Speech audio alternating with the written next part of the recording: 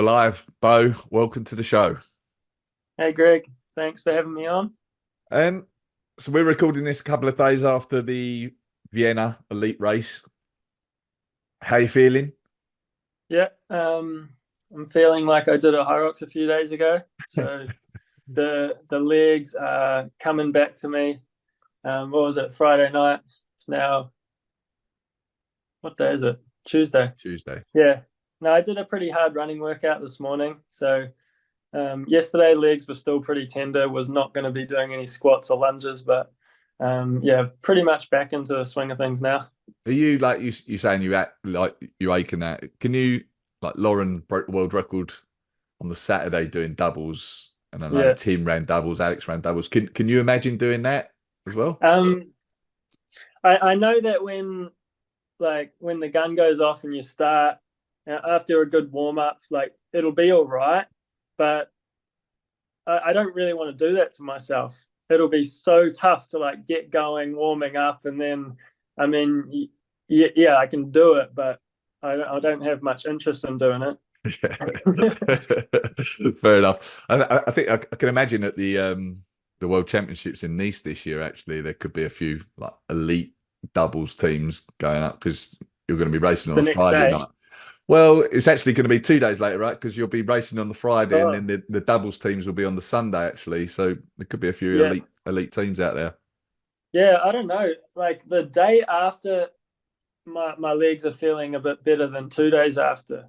Like usually general training, the muscle soreness hits the day after, but after a HYROX for some reason, it's that second day. It might just be the higher intensity or something, and it hits me the hardest 2 days after. So it might not be better having a day rest in Okay. between. But Okay. who knows? Maybe I do that. I give that a go as well. Yeah.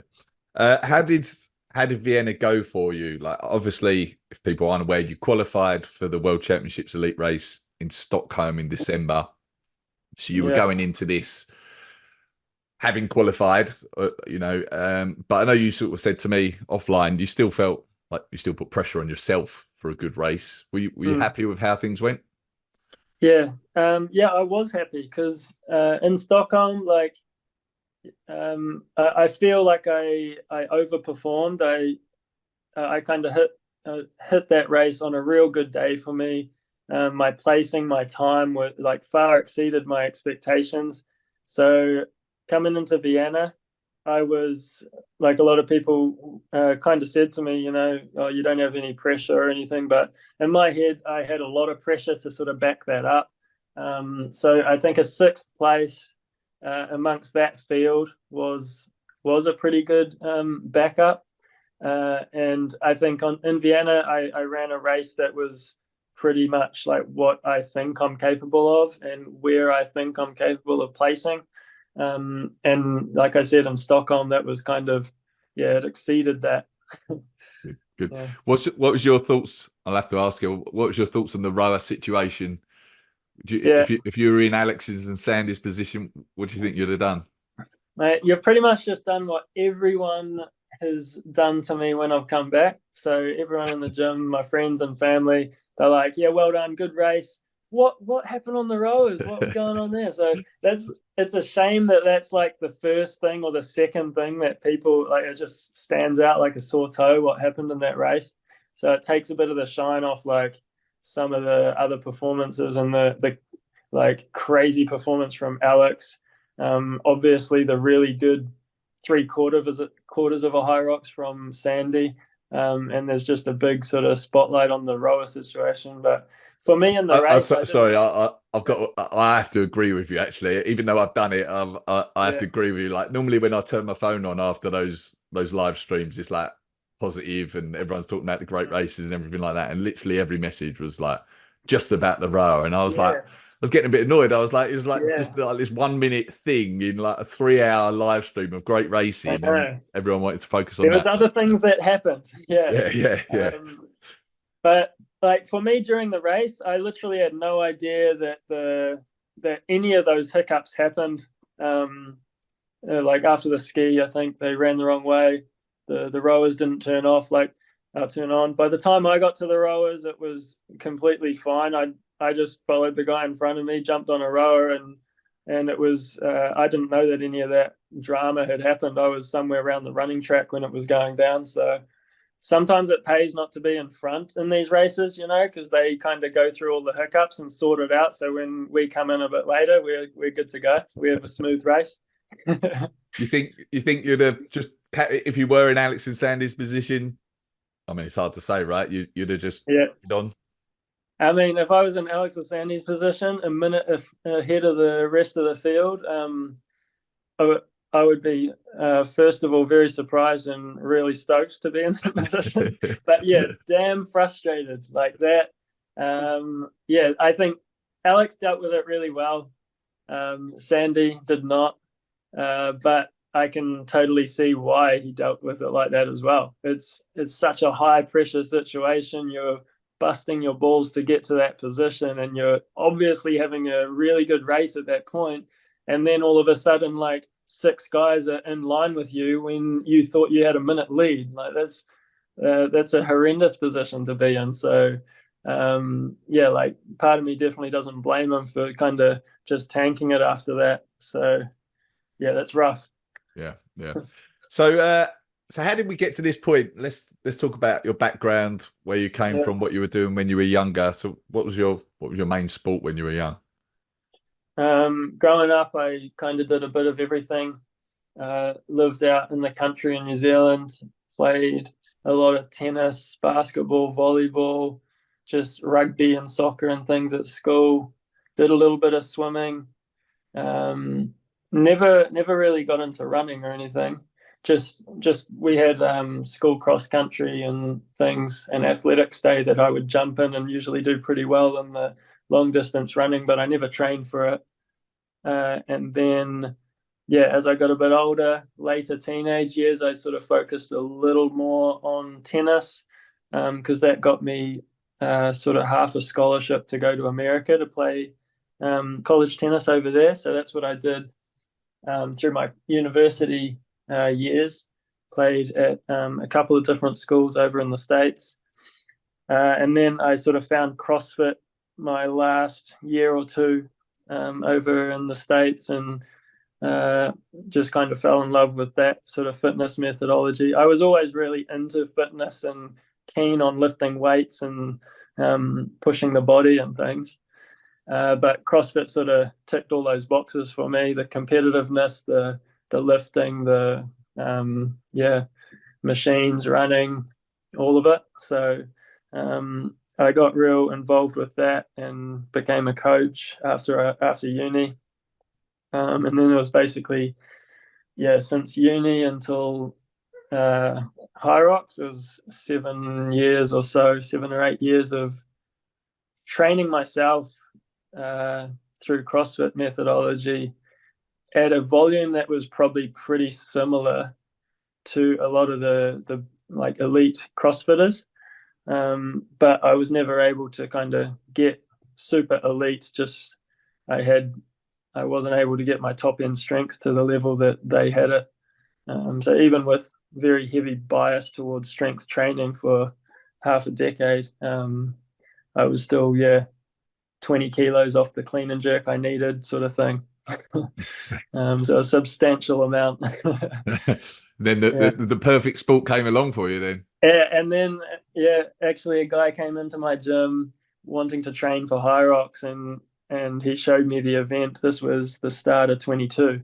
I hadn't really heard of it before that, and I sort of looked at the event and was like, I can help you get ready for this, and I think I'll join you. That looks right up my alley. So I started running a lot more, slowly building up the running volume.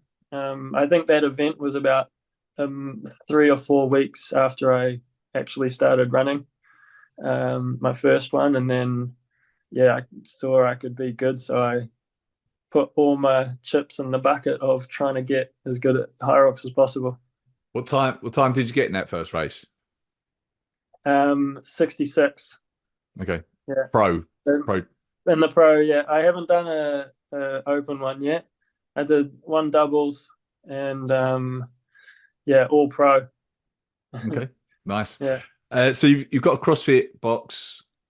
in Switzerland, yeah? That's right. Yeah. Basel, Switzerland. Your HYROX affiliate as well? Yeah, yeah. Okay. Okay. Yeah. Can you see what's your thoughts on the trajectory of those two sports? Can you see HYROX getting to a point where CrossFit is now in popularity? Um, yeah, good question. I think everyone's kind of predicting it too, actually. It's looking like it looks like the early days of CrossFit right now. It's cracking on in a big way in a lot of countries, especially over here in Europe. And yeah, I think it really could get as big as CrossFit. It depends on probably a lot of different factors. Um, but I think they can still build together. CrossFit's got an amazing program and methodology for fitness that can really kind of work alongside. I think with HYROX, and people can do both. So yeah, hopefully HYROX gets as big as that. That would be real good. Yeah. Do you still do a lot of CrossFit or CrossFit movements? Yeah, yeah. I mean, like I said, I had such a strength bias towards my CrossFit training that I sort of capped out my top end strength level and my ability on snatch, clean and jerk, and things. And so all that work being put into it for so many years, I don't want to lose it.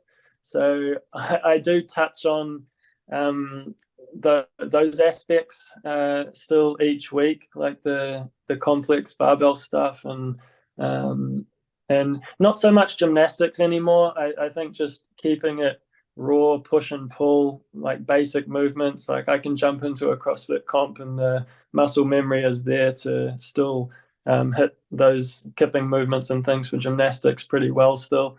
But yeah, like it's nice to have all those movements and that diversity of functional movements in my back pocket to pull out for training sessions, because it can get old and stale doing just the HYROX movements. So to have the ability to move efficiently through all these other movements, I think is real beneficial for your mind to keep things like new and fresh in your workouts.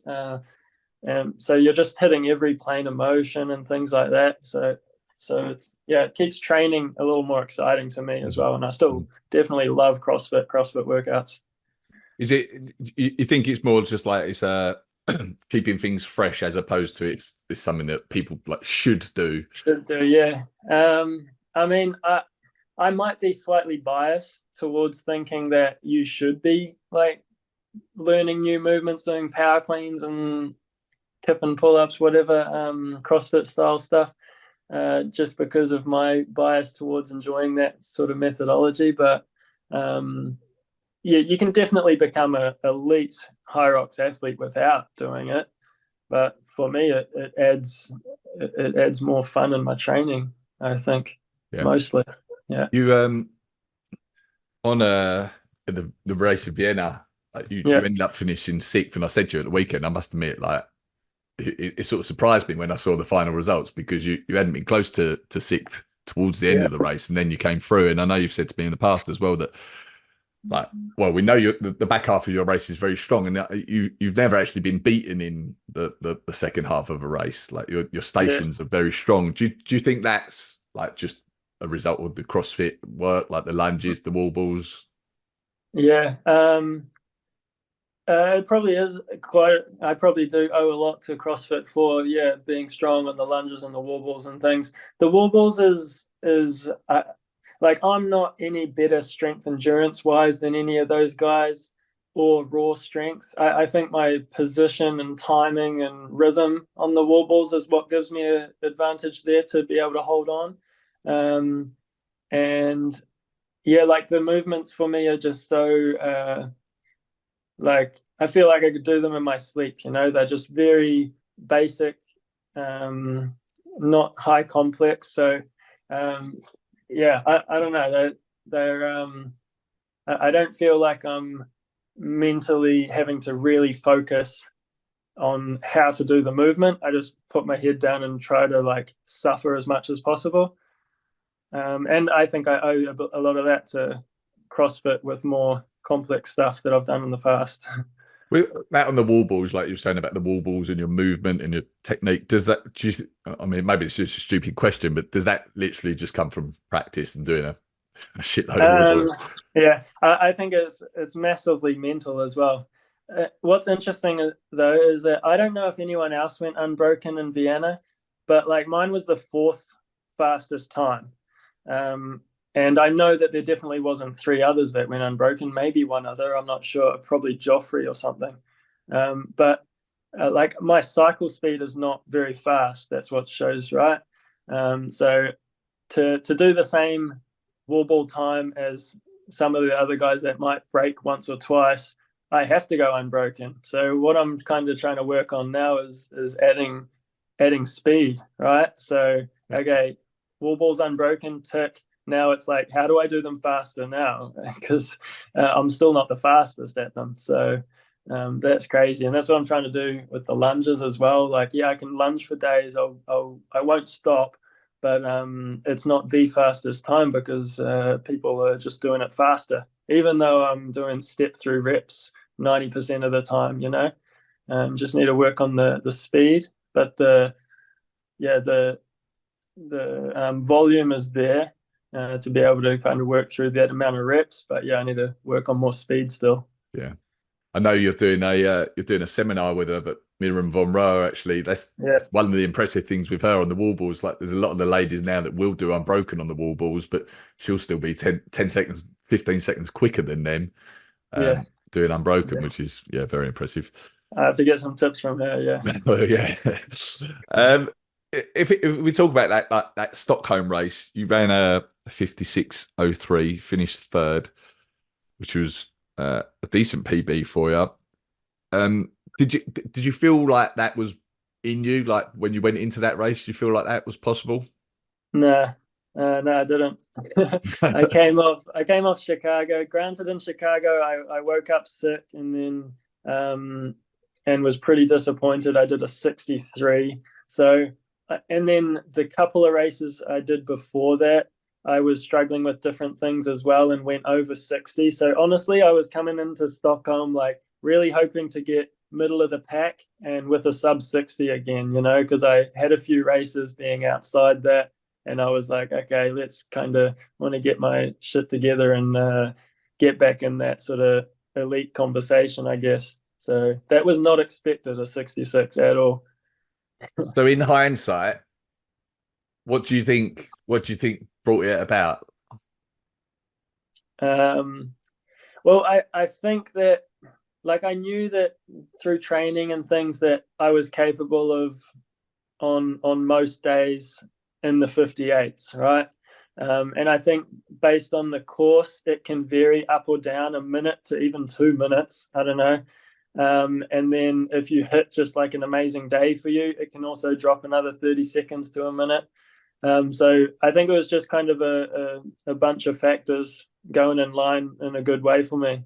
Okay. But yeah, yeah, it's You had, hard. It's hard to say. It's you hard hadn't to say like if tapered I different or running training no. different in the lead up or Yeah, anything like that?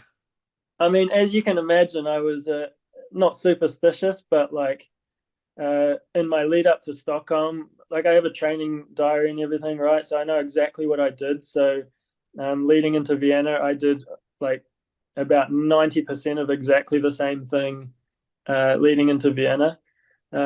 Same days, same workouts,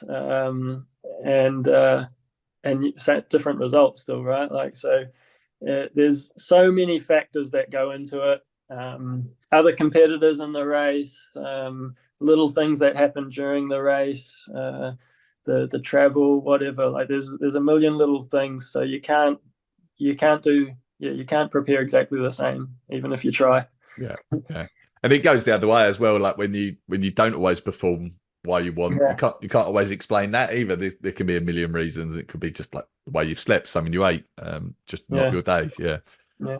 Um, did your uh, did your training change after that Stockholm race? Like bearing in mind that you're now, I assume, working towards Mhm. a June race like the World Championships. Does it change? Do you like take away a lot of the intensity, anything like that? So between Stockholm and Vienna. Well, yeah, almost, yeah, yeah. Yeah. Immediately after Stockholm, were you like, right, I'm now like building towards June, or not Yeah. necessarily?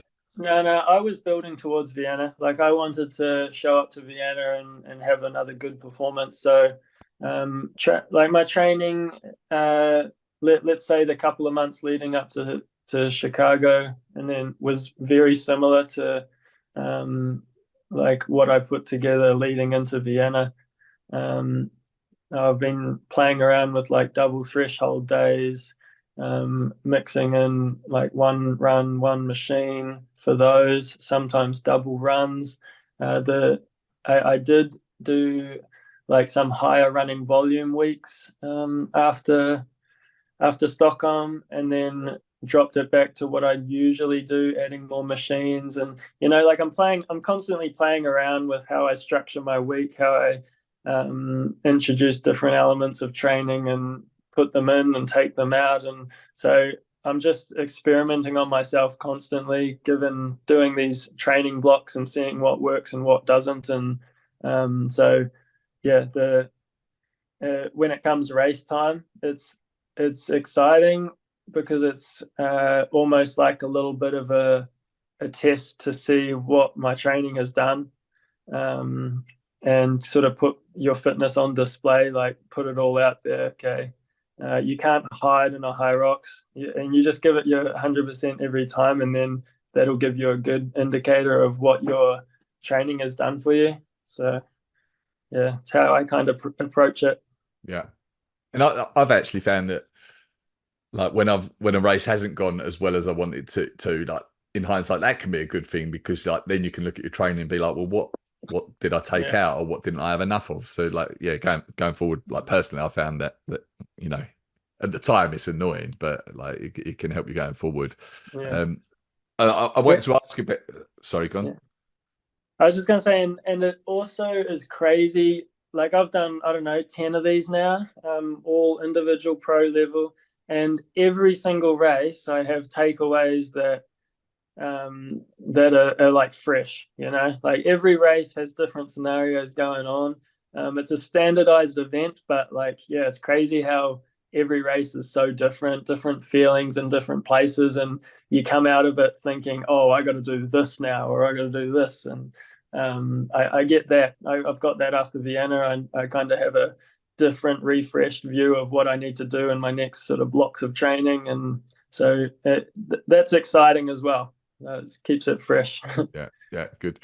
I wanted to like ask you a little bit about your training, and I think it's primarily you are very strong on the stations, and it's your like running that you've been working on and improving over your time in HYROX. Is that fair to say? Yeah, fair. That's fair. It's really just the last three stations that I'm proper strong on. Like I'm finishing in these elite races, sort of top three in those last three stations. But the rest of the stations, I'm middle of the pack. Like the ergs, I'm in the middle. The sleds, I'm in the middle usually. So and then in the runs, I'm kind of more towards the back. So it's really just those farmers, lunges, and wall balls that I do well. Yeah. Hmm. You mentioned a minute ago double threshold days you're experimenting with, and Yeah. it's a little bit of a theme I've noticed coming up with a few guys mentioning this. They've been doing a bit of this. I think Anas was. I mean, I've not spoken with Anas on the podcast, but I think he was experimenting with it, and he felt Yeah, like they were helping. it was. Um, what does you said double threshold, one run, one machine, and working on that. So Yeah. what might a double threshold day look like for you? Yeah. So first of all, why I think the reason I kind of like it is not necessarily that I'm doing more hard workouts. I'm probably doing the same amount of hard workouts in the week, but two of the days in the week are just really hard days. And it gives me a bit of like breathing room or relief on the easier days when I just do sort of pure strength and some easy aerobic volume. Um, so if I and then I can kind of wrap my head around like being focused and really engaged on these hard double threshold days, and instead of having like at least one workout every day that's hard. So every day you got to turn up and fully send it. But yeah, this is a little, I think, easier mentally for me to kind of grasp. Okay, like Tuesday and Thursday, these are big days. The other days I can kind of come in a little more light. Um, yeah, but the way these are working is, yeah, it'll be. I try to do the running one more in the morning. If I'm doing two running, yeah, it doesn't matter. But usually, what's best for my body, I think, is doing like a running one in the first session. It might be, yeah, let's say some hard intervals, maybe 300s up to 1Ks with rest, pure rest in between. Um, and then the other one in the week might be more threshold or tempo work where I'm kind of holding more around race pace, so a little slower than like really hard intervals. And I'm holding it for 5, 8 minutes with some easy running in between them. And that's kind of what most of my running workouts look like, the quality running sessions. And outside that, it's sort of easy volume, where it's kind of more at a zone 2 or recovery pace. The long run as well. Try to get I do one long run a week where it's more like 90 minutes, getting just a lot of time on the feet. I try to hit a bunch of hills on that session as well. And then, yeah, for those double threshold days, what I've liked the most is that second session, being on the machines. So for the last few months, it's been like one of them will be a bike erg session, and the other one in the week will be like a row and ski. So same sort of idea as with the running. It'll be hard, fast intervals with rest, or hard recovery pace, hard recovery pace. But yeah, most of them are probably lasting with some easy warm up, easy cool down, but like around an hour, about an hour for those hard ones. Yeah. Okay. All right. And are you doing much zone 2? Like, is it your long run you just said, is that like a zone 2 run, you'd say? Yeah, zone Yeah. 2. I've added more, like I've been able to, whenever my body's kind of, all right, I'm handling this volume pretty well, what I add is zone 2. So, like from the start, I've been pretty much doing the same hard quality workouts. But the extra volume and hours of cardio training I've added since the start has been zone 2. Um, and yeah, this is, yeah, and trying to get it up running mostly. Trying to get a lot of easy running in because that's still my weakness in the event. So just time on the feet, I think, is really valuable for me. And the zone 2 or the easier pace allows me to sort of recover from those really hard full send efforts, and but still just like add more volume. Yeah. Where do you reckon you're at with your mileage kilometers every week? Yeah, so like I said, I did a bit of higher mileage for a bit there. I did 3 weeks in the 70s, 70 kilometers plus. And then, but yeah, for the last, let's say, year and a half, it's been 55, 60, pretty much every week. Apart from race week where I deloaded a bit down to probably 30, which is not crazy for runners. But that's pretty insane. For like 2 years ago, I did, when I was CrossFitting, I might have done 5 kilometers every 2 weeks in the summer, 0 in the winters. Because in those CrossFit workouts, I was good at running, so I didn't need to focus much on that. I would still finish in the top in the type of competitions I was going to, but then yeah, coming into HYROX, I was actually like I'd never even looked at running programming or what the elites do, so it was very eye-opening seeing what kind of miles they were putting together and on their weekly sessions. And so yeah, I just slowly built up to 50, 60, held that for a long time, and now I'm playing around with kind of jumping it up to 70 or 80 for sort of blocks or some weeks at a time. Okay. Yeah. Well, I was going to ask you anyway, like you elite guys, especially put in a decent amount of volume, and like you want to work hard, you want to push yourself. How do you think about like getting that balance right between doing that and then overtraining, risking injury, doing too Mm. much? Like maybe there's no way of answering this, and it's just like intuition. But do you Yeah, like, because like you're pushing it to, you say you're pushing it to 70K. How are you going to know whether 70K is too much? yeah, yeah.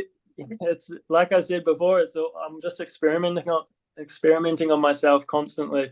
I got to 3 weeks of doing over 70K, and I started feeling some things like, all right, if I tried to hold this for another week, things might go bad. So I switched out some running sessions for machines the week after that, and it kind of eased back. Um, so yeah, I've definitely learned the hard way a lot of times with overtraining, and I think that most of these, probably all of these elite guys and girls are overtraining more often than undertraining. Like that's our constant battle. We have no problem with motivation to just be in the gym every day, sending it, doing as many hard workouts as necessary. Not that we like want to be in there doing this every day, but like we know what's necessary and we're motivated enough, looking at what we could become, to actually go and do it. So that's not the issue. I think yeah, it's the overtraining is hard to get right. Like at the after Manchester, I was sick and I tried to still race and train hard and before it as well, and I ended up getting pneumonia, like a lung infection. And this was just, and then I had to was forced to like not get the heart rate up for 3 weeks, and this was crazy foreign for me. Like I'd never been in that position before, but it was purely a result of overtraining and like not stopping when, or not slowing down when my body was breaking down. I've been real lucky not to actually get any injuries over the last few years that have held me from any type of training. But I would put that to down to like my training has been reasonably smart. Just the overall volume of it has sometimes tipped over, and when I have got sick and things like that, I haven't eased up like I should have, and that's what caused some issues. But yeah, I've been really lucky that, from an injury standpoint, I've been pretty sweet. Good, Yeah. good. Well, like you say, you're doing a lot of experimenting, and that is there. If I said what do you think is the main thing that you've changed your mind on in the last whatever 6 to 12 months, Yeah. training wise? Is there anything that jumps out? No, nothing crazy. Yeah, I've just slowly developed slightly different mindsets around things over the time, and looking. Oh, still there? Yeah, Yeah. Looking at what other people are doing, looking what top athletes in the endurance world and the strength world are doing, and just kind of putting bricks on top of what I already know through all my years of CrossFit training, and really diving into the methods of training in that sport, and just sort of constantly adding on to what I know. Yeah, but nothing drastic. I mean, I guess zone 2 training was something that I'd never heard of probably a year and a half or so ago. So that's probably the biggest thing. Yeah, because in CrossFit you just go send it in every single workout. So it's not really a thing to go low intensity.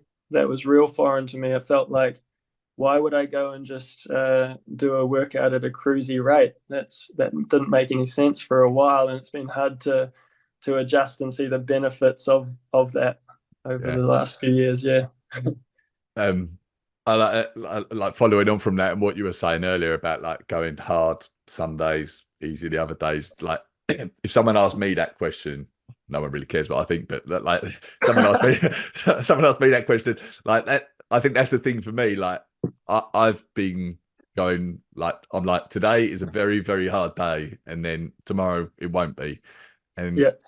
I've really liked that actually, because I think you can get into every day being quite hard, but then like because Mm. there's too many quite hard days in a row, you never go truly as hard as you need to when you do that. So Yeah, that's yeah, exactly. And even doing like just such different elements of fitness hard each, like you can do a really hard lifting session, I think, and then do a really hard Yeah. cardio session the next day. And a lot of it, I think, is around your mentality because um, after a really tough session, you do get a bit of PTSD, right? Like after a HYROX race, especially, you're like, damn, that was I don't really want to go to that place Yeah.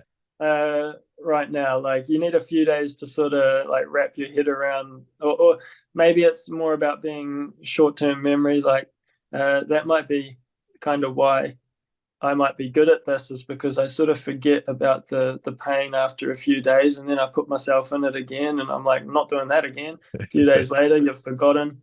So yeah, you probably need a few days off, spending it on the same on the same type of workout. Yeah. Yeah. Yeah. Where are you at with your running? Like, do you know what your 5K, 10K, anything like that might be? Yeah, I haven't tested for a while, but just looking at sort of different workouts, I don't think it has actually changed a huge amount over it's like since I have tested it. So um, I I would say my 5K run is around 17 minutes. I went slightly under that on the assault runner, but slightly over outside like a month earlier. So somewhere around 17. Um, 10K mid 36, I would say. I did a 36:26 almost a year ago now. Um, did a half marathon in 1:24 last summer. Um, I don't think it's changed a hell of a lot since those numbers. Like I got crazy beginner gains in the first sort of 6 months of starting running, and it shot up from like yeah, some crazy improvements. But yeah, over the last year or so, it's been I don't think I've made drastic improvements. I've got to really dial in the specificity of training and kind of work around maybe adding more volume and just being really specific with the type of workouts I'm doing to try to improve on the pure running side of things now. Yeah. Pretty nice numbers though for someone that was like doing 5K every couple of weeks, a couple of years Oh, ago. yeah, well, when I finish, like not finish CrossFit, I still do it. But when I kind of transitioned to more HYROX focus and went from no running, yeah, I would have still had like a barely over 20-minute 5K. So it was pretty good for the amount of running I did, which was very minimal. But I did also think I was in at the time I thought I was in the best shape of my life, you know, because of all the fitness I did. So it wasn't like I came off the couch and ran a 20-minute 5K. It was off the back of like 2 hours a day of CrossFit training. Yeah. Yeah, yeah. What about your strength numbers? Where deadlift and Yeah. squatting? Yeah. I think most people probably expect them to be higher than they actually are, especially coming from a CrossFit background. Like my best snatch and clean and jerk is 100 snatch and 120 clean and jerk, but right now it's probably more like a 90 snatch and a 105, maybe 110 clean and jerk. Deadlift hasn't really gone down since I've been cracking on with running and less lifting, but like because I PB'd last year with 175. My back squat got to 150, but that's something that really dropped when I started adding a lot of running. And I would be lucky to stand up with 130 now. That's like a 20 kilo drop. Um, upper body, my pull ups pretty strong. I've done a 60 kilo pull up, and that's current. Bench press around 105 or so. Strict press 60. Yeah, so not crazy impressive with that stuff, but what's valuable in HYROX and CrossFit to a big extent is being able to handle that high percentage, like 80% of your max load for a bunch of reps and not fatigue, and be able to switch different modalities and things like that, right? And be really efficient with the movement rather than just grinding out or just raw strength, big weights. Yeah. I was talking with someone at the weekend actually about like because Paleo finished second in the race and his strength numbers I don't think are very high at all. You know, he's come from a Yeah. triathlon background, but he's still moving those pro weight sleds. Like the Yeah. push is still decent. do you like as a coach, what's your thoughts on that? Like, is just squat and deadlift not the numbers to be Yeah. talking about? Is it like whatever the angles that you're coming into the sled at? Do you have an opinion? Mm. I think the like if we were comparing back squats to how good you'd be at the sled, I think it's very different, right? Like I'm pretty tall, I've got a long range of motion to get down and stand up out of a back squat. So I'm actually moving a lot more load because I'm doing it for more distance than a short guy that might lift the same. And when it comes to the sled, that the levers kind of come out of it. So I think relatively, if we look at back squat to sled push, like my sled push is on a very much higher level than my back squat. So you can't really compare the two. It gives you a good indicator of what like raw strength you've got. And it's definitely just a perfect basic raw strength movement to train. I think deadlifting and squatting should be in your, it's always been in my program every week. I'll do some sort of hip hinge movement like a deadlift, RDL, sumo deadlift, anything like that once a week. And I'll do some sort of squat once a week, front, back, heavy thrusters. I've been doing a lot more box squats lately. I think that translates a little better to the sleds, the smaller range of motion. But you got to be hitting those full range squats as well because of the wall balls, right? You can't neglect that. You got to be strong and capable of that full range. So I think just adding like having a good variety. Like I've been looking at a lot of conjugate strength training methods lately, and I like that idea of sort of keeping it like getting into those high effort, low rep sort of rep schemes, but with varying sort of like models of the lifts quite often. So you're not just doing the 5x5 back squat every week, you're doing 1 week front, 1 week back, 1 week box squats, 1 week like heavy lunges, So I think a good variety is the best way to do it. Okay, okay. If we moving away from training, but like into the mindset side of things, you've talked a couple of times about how horrible the HYROX can be and how much you suffer. Where does your mind go in a race when things are getting tough? Far out. Yeah, what I think what I've found pretty helpful is to really focus on, okay, I'm running right now and I'm thinking about like consciously trying to keep pushing on the run while thinking about the next station. Like where do I got to go? How am I gonna attack it? And I'm not thinking past that. I do the station, I run out, I kind of gather my thoughts on the next run, and I just think about the next station after that. So just breaking it into segments like that, I think is quite valuable way to do it mentally because middle of the race, you're like slogging out those burpees. You're like, it's pretty hard to imagine doing 100 lunges and 100 wall balls in 30 minutes from there, after like nonstop hard work until then. So you can really like put yourself in a hole with mind games if you think about the race as a whole picture too early or too often. So breaking it down, I think, is a good way to do it. When I spoke with Josephine Perry, the sports psychologist, she talked about that, like chunking the race down into its individual components and just focusing on Yeah, those elements. Yeah, that's how it's called. Is it chunking? chunking. Yeah, yeah, Yeah. yeah. Um, you seem to me like quite a stoic person, and then also like I saw you in Chicago and you were ill. I I think made you ill, didn't I? yes, yeah, you did. Yeah, I've just forgiven you. but but um, but I didn't see like you seemed hesitant to make excuses about that. In fact, like I read a couple of posts and you never once mentioned it, which I found was interesting. Was that deliberate? Are you like just the type to not want to make excuses? Mm. It probably comes from when I see other athletes make excuses. Yeah, they might be legit, but it gives me a bad taste in my mouth about the athlete. So I know how I feel about athletes making excuses. So I definitely don't want to be doing that myself. Okay, Yeah. okay.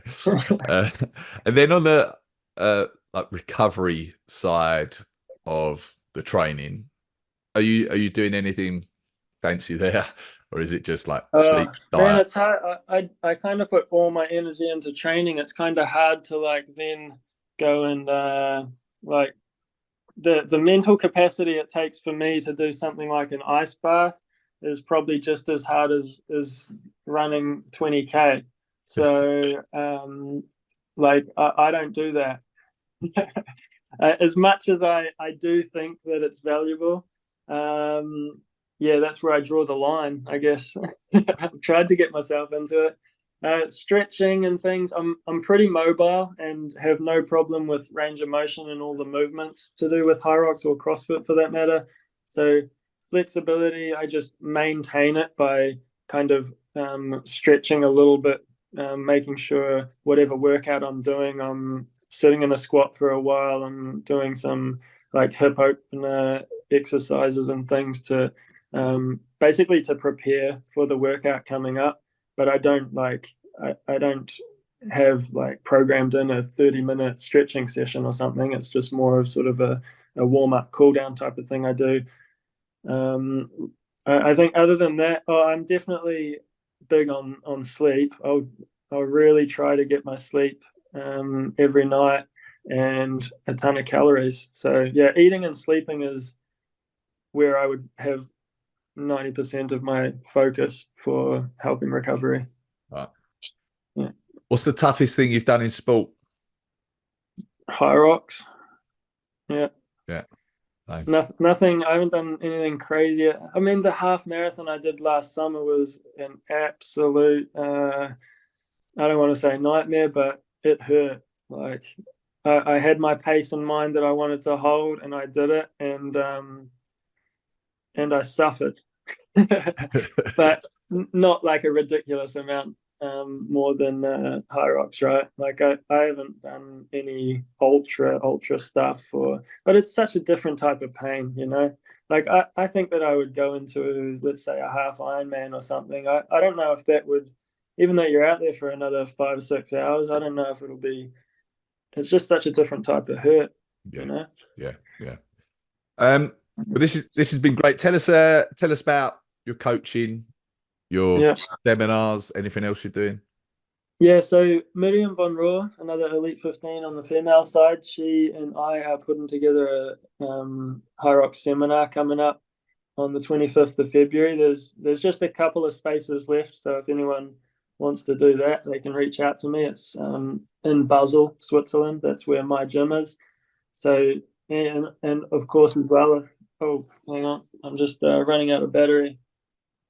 I'll be quick. Right. Yeah, so my gym is in Basel, Switzerland. If anyone wants to come and drop by for a training session, we have HYROX classes, CrossFit classes every day. And what else? Yeah, you can follow me on Instagram. ONZ is the handle. Online And coaching. online coaching, yeah. So we've got a good little community together now. That's ramping up. So it's called Tahi Hybrid Training.